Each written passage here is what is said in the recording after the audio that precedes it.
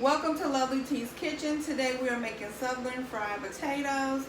Please don't forget to subscribe, like, and share. So you want to make sure you wash your potatoes really well before you peel them. This is your golden potatoes. I use a 5-pound bag because that's how much I need, but you use it accordingly to how much you need. So if you only need like 6 potatoes, just peel 6 potatoes. Okay, so we took our potato and then we cut it in half, and then we made 4/4 of it. Then we're gonna dice it up. You don't want to do it too small because it will shrivel up. And then we also have our biscuits going where we're getting ready to. So we have this stick of butter that's in this glass pan because we're gonna put it in our oven that is preheated for 350. We're going to melt that butter, and then we're going to rub the biscuits on both sides and then put it back in the oven so it can cook very nicely and be very soft. Now if you have time to do homemade from scratch biscuits, definitely do it. But if you are on a time window, this is the quickest way because you're already making your southern fried potatoes. So you have taken your pan out the oven and you see that it's melted, and you're gonna take your biscuits and kind of go back and forth with them on both sides.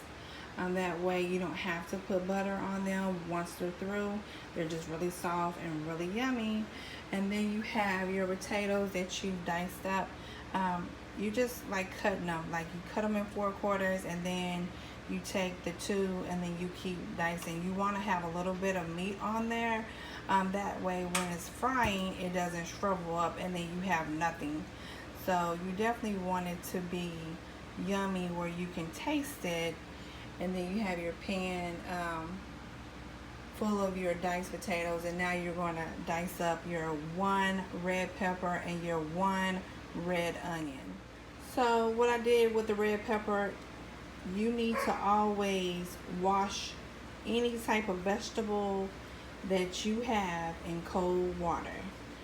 I washed the red pepper, I cleaned it out inside, I put it in strips, and then I want it to be not diced really fine, but I want it to be diced just enough where I can still see it, but it's not too big. So I'm going to have all of them like that. And remember, I only got 1 red bell pepper, and then I have 1 red onion, and I'm going to dice that up as well. So what I did with the red onion is I cut it in half, and then I cut it in another half, and then start dicing it up. It does not have to be cut pretty. We just need the taste and not so much the look. I love to use an iron skillet when I am making my southern fried potatoes. I use canola oil. So you're going to put 1.5 cups of oil in there. You're going to put your pepper and your onion in there to saute first.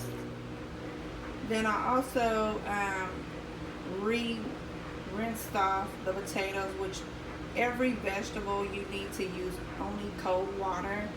And then I put all natural seasoning and garlic and salt in there. I put 1 tablespoon of salt and 1 tablespoon of garlic, and I put 2 tablespoons of all natural seasoning. You want to mix it really well in there. When you put it in a fryer, it does tend to kind of lose its flavor. So you don't want it to be salty, but you do want it to have some taste. Look at our biscuits, they are beautiful. If you happen to have some excess butter, just drain it out really quickly. That way it does not suck up into the biscuit. We don't want to have that much butter sucked up in there, but we do want it to be nice and not sticking to the pan. We don't want the biscuits to be all burnt up on the bottom and all dried out on the top. So the vegetables need to saute about 15 minutes before you put the potatoes in there. You see, it's a lot of potatoes because I have a big family to feed. But like I said, it just depends on how much you need to cook. And also, the potatoes will make its own liquid. So it kind of adds to the oil that you already put in there. Definitely put it like on a mid to high level on the heat, and then kind of keep stirring it around. You don't want to not do that because then it sticks to the pan. In the mix of that, I'm making my bacon, so we're putting it all together. So you want to kind of get into the potato, get the flavors going. You want the vegetables, which is the pepper and the onion, just kind of add flavor all through the potato. The more you cook this, the more it comes down, and you can see the red pepper and the onion. And I am going to strain this. I'm going to put it in the colander, and of course you will put the colander underneath a pan. That way the oil can go inside the pan and not inside of your sink. Then you're going to put it in a bowl that has either paper towel in it or wax paper or parchment paper. You want something to soak up the rest of the oil before you serve this. So you see that I'm straining it. I have the colander. I have another pan underneath it. Let it sit for about 5 minutes and then let it drain completely.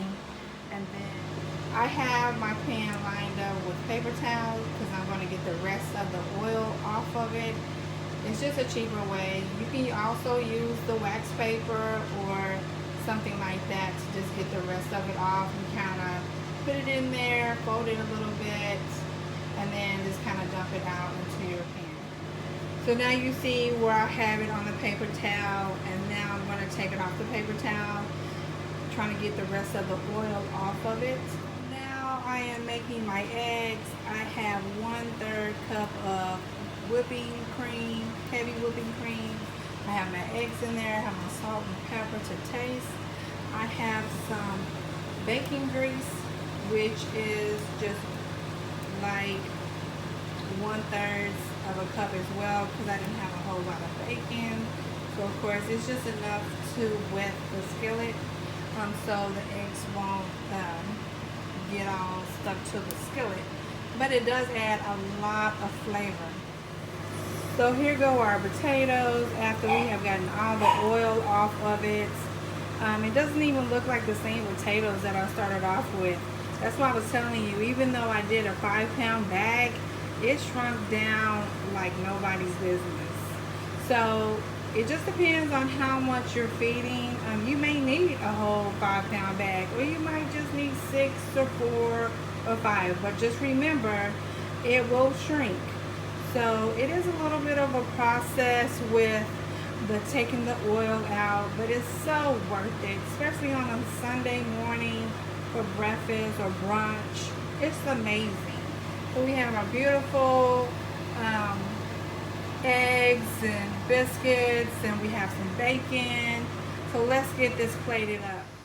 Okay, we have a beautiful breakfast or brunch, whichever one you want to do. Thank you for tuning in to Lovely T's Kitchen.